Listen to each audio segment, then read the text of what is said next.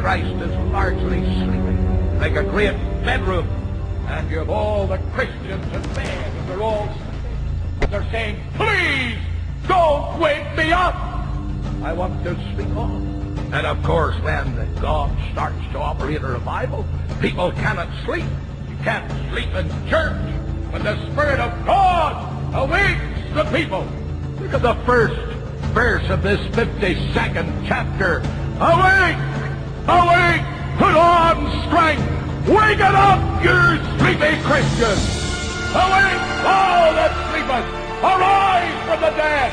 Christ will give you life! Keep this in mind from an old man. There is no finality to the Christian life this side of eternity. We pray that some of us may go to our own funeral tonight and die to self and end all the failure and all the weakness. Why should a person come to the cross? Why should a person embrace death with Christ? Why should a person be willing to go in identification down to the cross and into the tomb and up again? I'll tell you why. Because it's the only way that God can get glory out of a human being. If I were to ask you tonight, you're saved, do you say, yes, I'm saved? When?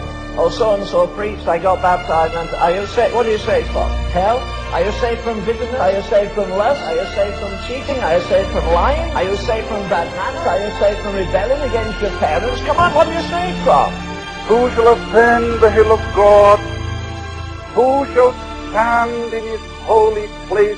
He that hath clean hands and a pure heart, who hath not lifted up his soul to vanity, nor sworn deceitfully, he shall receive the blessing of the Lord. And there's no room for him in the inn. He got a bit older, there was no room in his family. His family turned on him. He went to the temple, no room in the temple turned on him. And when he died, there was no room to bury him. He died outside of the city. Well, why in God's name do you expect to be accepted everywhere? How is it the world couldn't get on with the holiest man that ever lived, and it can get on with you and me? Are we compromised? Are we compromised? Have we no spiritual stature? Have we no righteousness that reflects on their corruption? He that is from above is above all.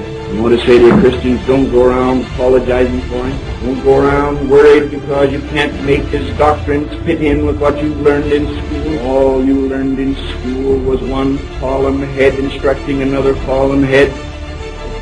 And you don't have to apologize for him. But as dear Dr. Tozer used to say, Len, you knew one thing about a man that was carrying a cross out of the city. You knew he wasn't coming back. Just come to an altar and we go back the next week and we're as fascinated. We haven't spent half an hour with Jesus, but we're straight 2 stinking hours in a movie house. And Paul says that's what the world is to me. It's a system of corruption and rottenness and vileness. It's anti-Christ from the word go.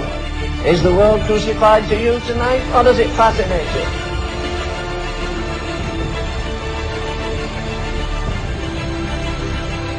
Do we not need a very much greater conception of how tremendously valuable a true expression of the church is to the Lord? It's priceless.